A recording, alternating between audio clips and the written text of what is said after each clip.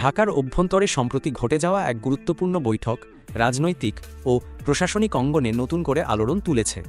২০২৫ সালের ২০ মে তারিখে অন্তর্বর্তীকালীন সরকারের প্রধান এবং নোবেল বিজয়ী অর্থনীতিবিদ মোহাম্মদ ইউনুস দেশের ৩ বাহিনীর প্রধানদের সঙ্গে একটি ঘরোয়া বৈঠকে মিলিত হন।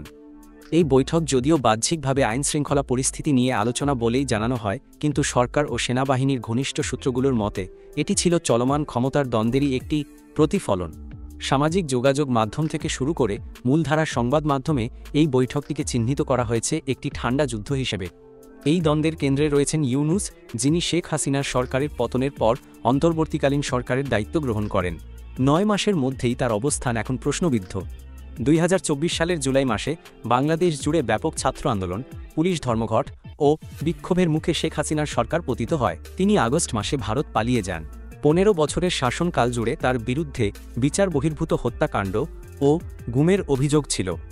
এই প্রেক্ষাপটে ইউনুসকে সরকার প্রধান হিসেবে আনা হয়, যার নেতৃত্বে একটি নিরপেক্ষ ও সংস্কার কেন্দ্রিক নির্বাচনের প্রত্যাশা ছিল। কিন্তু বাস্তবে এই প্রত্যাশা বাস্তবায়নে নানা জটিলতা দেখা যাচ্ছে। সেনাবাহিনী এখনও রাজপথে, কারণ সিভিল প্রশাসন এখনও পূর্ণাঙ্গ নিয়ন্ত্রণে ফিরে আসেনি। যদিও আগস্টের মাঝামাঝি পুলিশ কার্যক্রমে ফিরে আসে, তবুও সেনাবাহিনী ও সরকারের মধ্যে মতপার্থক্য বাড়ছে।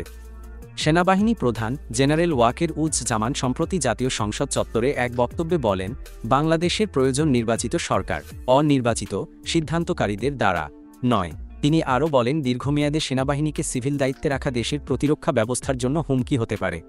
এই বক্তব্য সেনাবাহিনীর এক ধরনের অসন্তোষ প্রকাশ করে, বিশেষত যেহেতু ইউনুস সরকার ঘোষণা করেছে যে ২০২৬ সালের আগে নির্বাচন সম্ভব নয়। সরকারের মতে রাজনৈতিক সংস্কার ও নির্বাচনী ব্যবস্থার আধুনিকায়ন ছাড়া একটি সুষ্ঠু নির্বাচন সম্ভব নয়। কিন্তু সেনাপ্রধান শুধু নির্বাচন নিয়েই নয়, আরও কিছু গুরুত্বপূর্ণ বিষয়ে সরব হয়েছেন। ইউনুস সরকারের পক্ষ থেকে প্রস্তাব করা হয়েছিল রাখাইন রাজ্যে মানবিক করিডোর স্থাপন, যা রোহিঙ্গা সংকট মোকাবেলায় সহায়ক হতে পারে। কিন্তু জেনারেল ওয়াকের বলেন, বাংলাদেশের সার্বভৌমত্ব নিয়ে কোনো আলোচনা নয়। এই ধরনের সিদ্ধান্ত কেবলমাত্র জনগণের নির্বাচিত সরকারই নিতে পারে। এছাড়াও তিনি চট্টগ্রাম বন্দরের বিদেশি ব্যবস্থাপনা, অ্যালন মাস্কের স্টারলিংক ইন্টারনেট চালু করার সম্ভাবনা ইত্যাদি বিষয়েও শঙ্কা প্রকাশ করেছেন। তার মতে এসব উদ্যোগে দেশের নিরাপত্তা বিঘ্নিত হতে পারে। এই অবস্থায় আরও উত্তেজনা তৈরি হয়েছে একটি গুজব ঘিরে, যে ইউনুস সরকার নাকি জেনারেল ওয়াকেরকে সরিয়ে দিতে চেয়েছিল। যদিও এই খবর আনুষ্ঠানিকভাবে নিশ্চিত হয়নি, তবুও সামাজিক যোগাযোগ মাধ্যমে তা ব্যাপকভাবে ছড়িয়ে পড়ে এবং সরকার সেনাবাহিনীর সম্পর্ক নিয়ে জনমনে প্রশ্ন তৈরি করে। বিশ্লেষকদের মতে সেনাপ্রধানের প্রকাশ্য বক্তব্য আসলে সরকারের প্রতি এক ধরনের অবিশ্বাসের প্রকাশ এবং তাদের মধ্যে ক্রমবর্ধমান দূরত্বের ইঙ্গিত। রাজনৈতিক অঙ্গনেও একইভাবে চাপ বাড়ছে ইউনুস সরকারের ওপর। বিরোধী দল বিএনপি দাবি করেছে ডিসেম্বর ২০২৫-এর মধ্যেই জাতীয় নির্বাচন হতে হবে। অন্যদিকে নতুন গঠিত জাতীয় নাগরিক পার্টি এনসিপি, যেটি মূলত ছাত্র আন্দোলনের ফসল, বলছে নির্বাচন আগে নয়, প্রথমে সংস্কার, বিচার ও দায়বদ্ধতা নিশ্চিত হোক। বিশেষ করে ২০২৪ সালের ছাত্র আন্দোলনের সময় যারা নিহত হয়েছেন তাদের হত্যার জন্য দায়ী আওয়ামী লীগ নেতাদের বিচারের দাবি তুলেছে এনসিপি।